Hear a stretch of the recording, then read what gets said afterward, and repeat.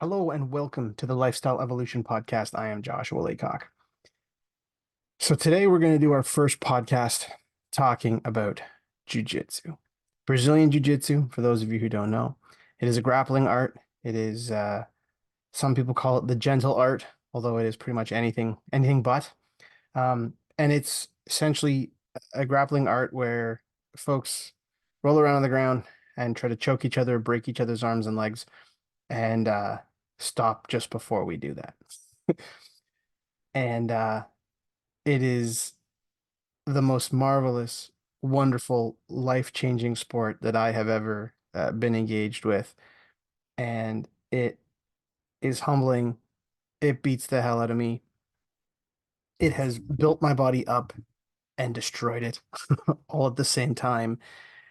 I am fully addicted to it, although admittedly not as hardcore as some people are. And it is sort of this weird cult that jujitsu players recognize other jujitsu players, whether it's the way we walk, whether it's the guys with the cauliflower ears or the messed up jujitsu fingers like I have. And what's, you know, kind of fun, to be completely honest, is that those who don't do jujitsu generally don't have a bloody clue or don't understand why we do it. So I thought I'd explore a little bit more about why I think it's actually so essential to healthy functioning and walk you through a few of the benefits that I advocate. So for my coaching clients, um, you know, I quote unquote prescribe, if they're physically able, jujitsu as much as possible. And it's no surprise that a lot of the men in the men's work community almost all do jujitsu. They just do. And maybe it's a bit of an echo chamber effect. Maybe it's just because it's the cool thing to do, but I don't believe that it's that simple. I don't believe that it's keeping up with the Joneses. I think I know enough guys in this space who are self-confident enough, self-assured enough, with enough level of discernment in their own lives, who are very, very busy people that would not waste time if they didn't feel that it reaped significant benefits.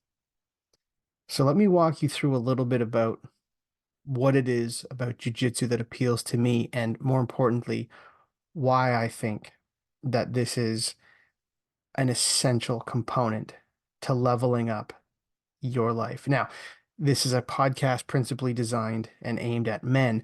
I roll with a lot of really epic women, and there's a really cool growing community of women who do jujitsu in our space, whether it's from the kids that I teach. There's a ton of girls, young girls as young as 4, checking out the kids classes. I teach the kids classes or help teach the kids classes, all the way up to the adult classes, which has, this really cool growing community. So although I'm gonna speak about jujitsu from the perspective of a men's work angle, if you happen to be a woman listening to this podcast, everything that I'm going to say, I think, is also applicable to you, and then some. And there's some other benefits that I think women would get from jujitsu, but that's not the point of today's call.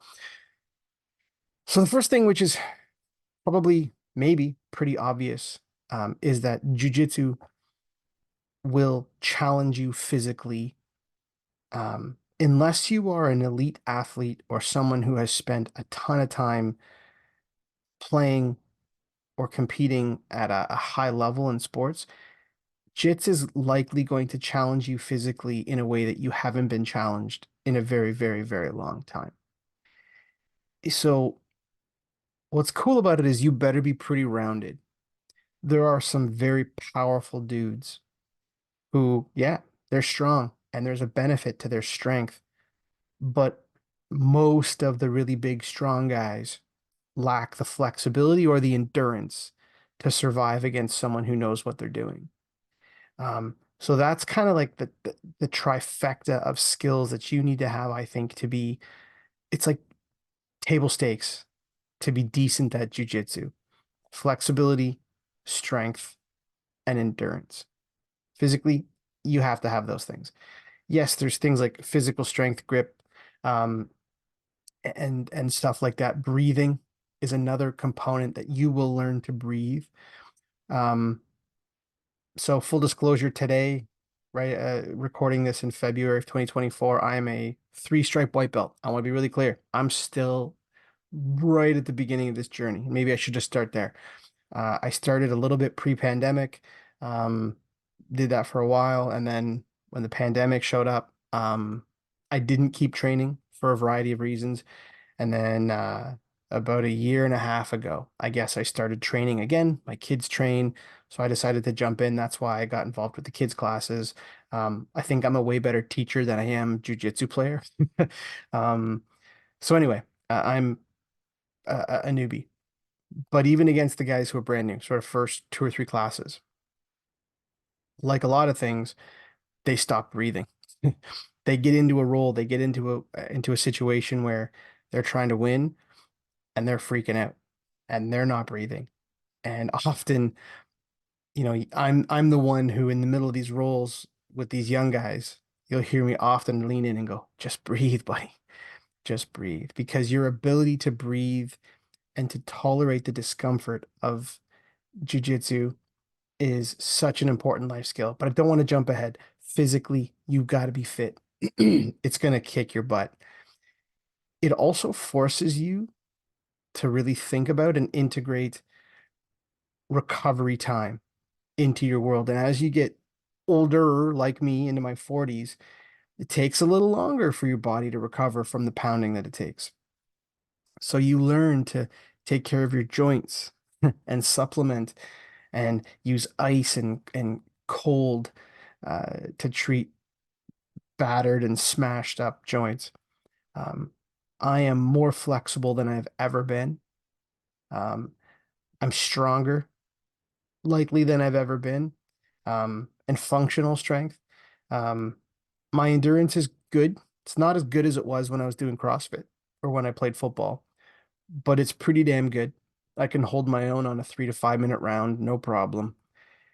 So the first step, if you're someone who is struggling to get started, and maybe the idea of going to the gym isn't your thing, although I still really firmly believe that eventually, if you get hooked in jujitsu, like I know you will, you're also going to need to go to the gym because that's where you get your strength. I mean, you can do body weight stuff and take that approach, but most of the guys that I know that take jujitsu really seriously are also back in the gym. But if you're starting out and going to the gym doesn't feel like it's your thing, it's just boring, it's not something that you've been motivated to do in the past, jujitsu, even if you do a class 2, 3, 4 times a week, it's gonna kick your butt and you will get in shape. A lot of guys, the weight drops off, the strength comes in.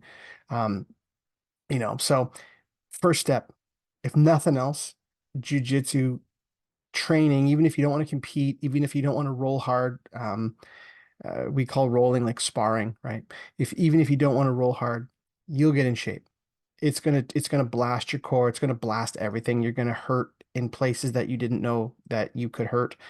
And like if we just stop the podcast here and say, okay, if you want to show up better in your life, if you want to have better mental health, if you want to be around for a lot longer than you're probably on track to be for your family, get in shape.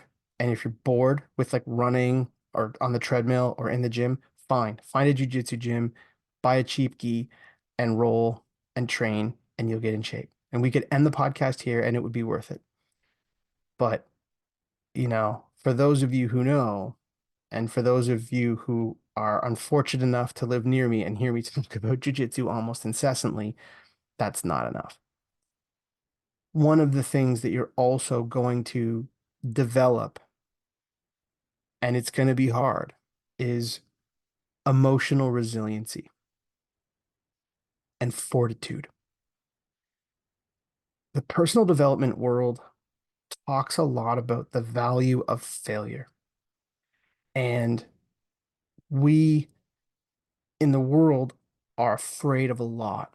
A lot of things that hold us back in life is rooted in fear, right? Fear of failure, fear of looking like a fool, um, fear of fear. And jujitsu will confront you with all of those things because there aren't very many people that can genuinely say, I stared failure down, I looked it in the face, I embraced it, I owned the failure, and I rose up from the ashes, and I'm better because of it. Like, it's a really nice thing. It's a really cool Instagram meme that gets a lot of traction. And yes, we learn through failure, not through successes.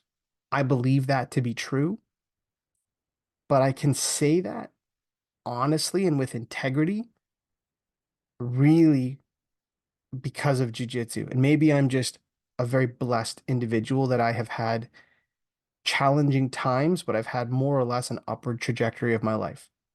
I have.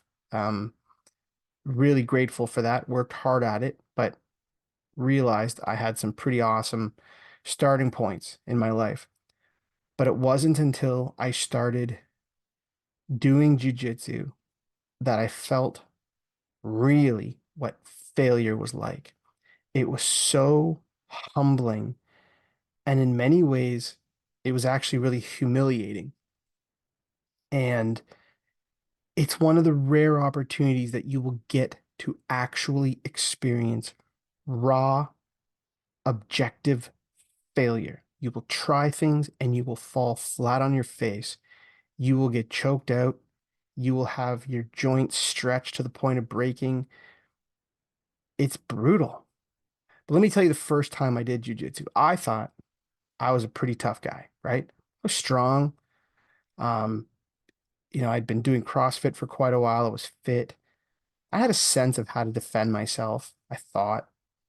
Um, and I went to this first class and God, if he's listening, I hope I don't get any of these measurements wrong. But he's not a big dude. He's little. Okay. Short, not very heavy. I probably had 80 to 100 pounds on him at the time. And my first trial class, Mike Aviato, he said to me, okay, tough guy. Okay, CrossFit, because I made the mistake of wearing a CrossFit t-shirt. Don't wear a CrossFit t-shirt to the first class. Anyway, he said, okay, CrossFit, let's go. And he put me down on my back. He said, okay, I'm going to hold you down. Get up, just get up. And I couldn't get up. And he said, no, dude, imagine I broke into your house. Imagine that my buddies are out there looking through the house for your kids. They're trying to find your kids and your wife. You better get up or else they might die. And I couldn't get him off me at all. Couldn't even just bench press him off. I could bench press him probably twice his weight. Can't get him off. So he said, okay, reverse the rules. Hold me down. All you got to do is hold me down for 5 seconds. Just hold me down. And I couldn't. He was up within half a second. Now, I later found out at the time he's like a 5-time world champion. I think 7 now. The dude's incredible. But I still had 100 pounds on him.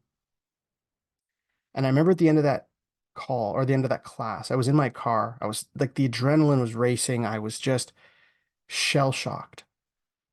And honestly, I cried.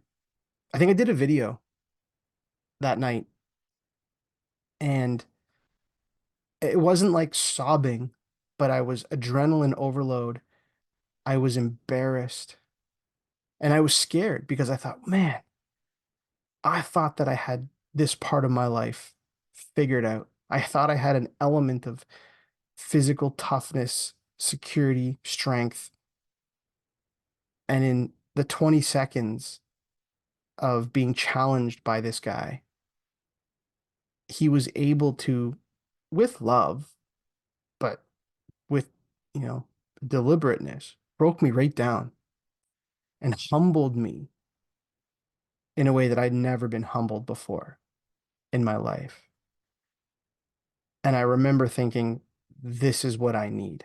I am never going to allow myself to be in that position again. One, physically, I'm never going to allow myself to be in a position where I'm that physically dominated by the average person. Now, he's not average, but you know what I mean, right? But also, I was never going to let myself so shockingly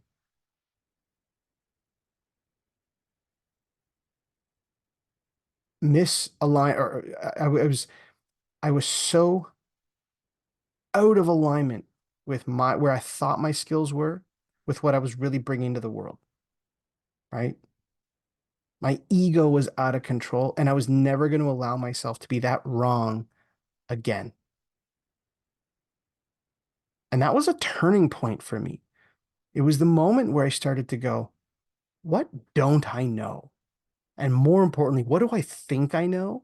What assumptions am I making about myself that are just flat ass wrong? And that was a huge turning point. And I'm forever grateful for Mike Aviato and that 30 seconds of him just kind of going, okay, tough guy, let's just remind you of what life can throw at you when you least expect it. So it's going to bring a level of humility and a level of perspective to your world that you have unlikely ever experienced before. And I still have those days. I still have days where we try a new move, or I'm, training with someone that, maybe 3 or 4 months ago I could hold my own with, or maybe even beat, but that guy's been training harder than me. And all of a sudden we go in, or he's having a hell of a day and he just destroys me. And while I have joy and happiness for him and his progress, I'm not gonna lie, I walk away licking my wounds because it was like, damn, I got owned today. And now I'm able to bounce back from that. That's the emotional resiliency. There's a video on my YouTube channel about why my jujitsu sucks and why I'm okay with it. And part of it is this is the process. It is the most non-linear process that you're ever going to experience. Again, another kind of cliche in life, they talk about, like, um, success isn't linear. It's not always one step forward, one step forward. Sometimes it's three-step back. You know, that's jujitsu. You'll have 3 weeks of amazing training, and then for whatever reason, because you're on the verge of leveling up, or you're on the verge of taking a bit of a bigger risk, moving from survival to offense, and you're going to open yourself up to something because you're going to try a new move, or you're going to try a new guard, or you're going to try a new attack or a submission. And in opening yourself up, you get caught. Your opponent takes advantage of that and you learn, but you're going to have massive steps back. And then you know what? You're going to get hurt. So you're going to be on the sidelines for a while. And then you got to learn, how do I stay committed even though I can't participate in the moment? Sticking with jujitsu will develop a level of resiliency in you that you did not know that you had. I saw something the other day that talked about, it was a meme, and it was a guy with a black belt, but it was essentially like, it's not about who is the best, it's who's left. And I mean, look, sometimes it's about who's best, but it is absolutely about who is left. It is just getting up over and over and over again.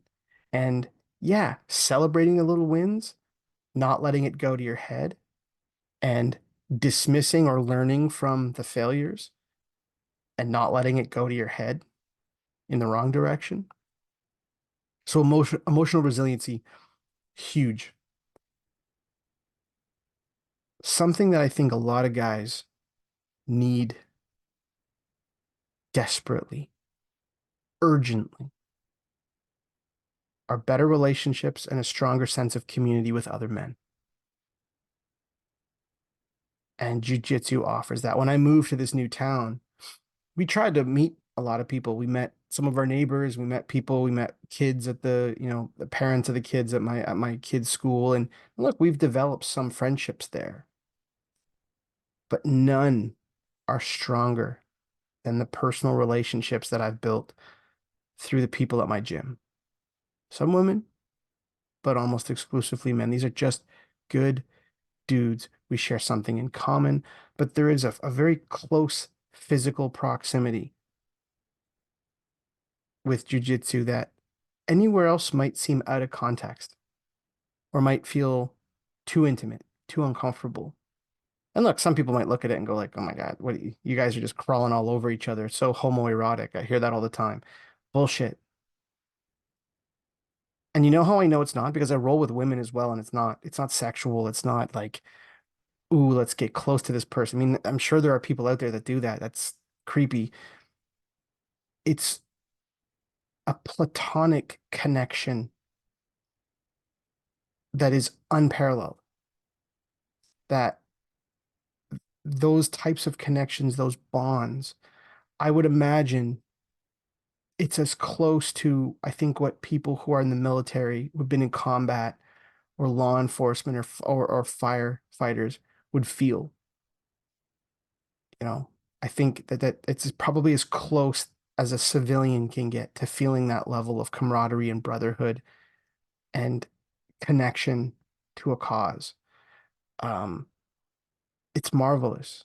And I think what is killing men, literally, why suicide rates in Canada are 3 times those of women. Those stats mirror out in the United States. There are some parts of the world where the ratio is 7.5 to 1 of men committing suicide over women. Why the statistics bear out that more and more men not only don't have close friends, but don't have any friends, don't have anyone they could call when times get tough. I think that in many ways, and I'm not trying to oversimplify a complicated problem, but at the root of a lot of these problems is an absence of really good, close connection.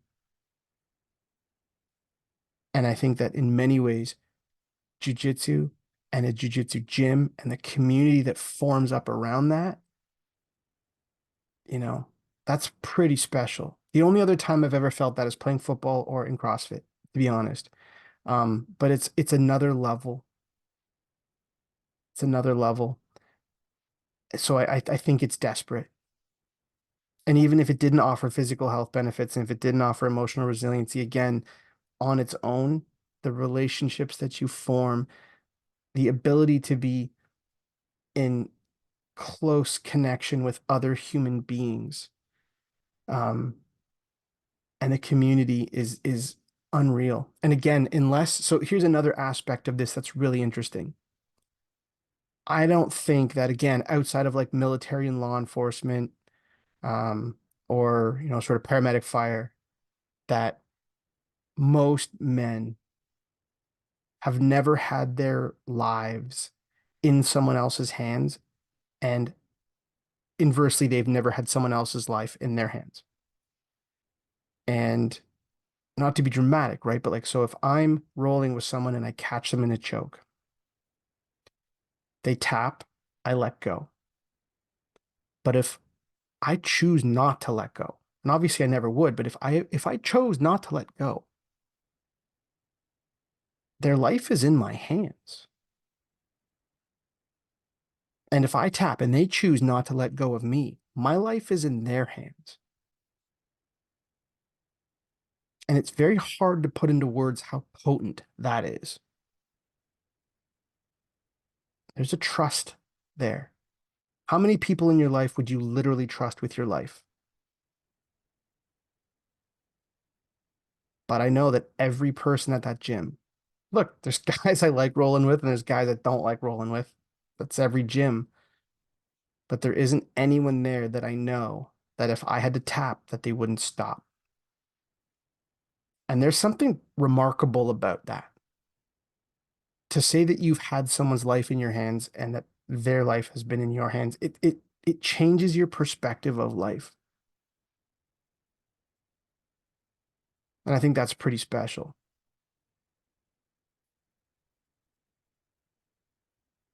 And something that I kind of laugh about, a lot of guys will laugh about it, is it also is a wonderful proving ground to show you the power of a goal, of something that is a priority to you, something that is worth literally blood, sweat, and tears, that has no financial value on the back end of it. Even professional jujitsu athletes, they're not making money like MMA guys, boxers, professional athletes. But I'm talking the average middle-aged dad who's at the gym, right? We kill ourselves for a piece of tape, stripes that we put on our belt, for a $20 piece of fabric that signifies some rank, but you can buy it on Amazon, you know. The fact that we're prepared to go to the lengths that we go to for little micro wins, for a piece of tape, for the coach's recognition, for that feeling in the car when you're driving home from class and you put the music on and you just feel like you're on top of the world.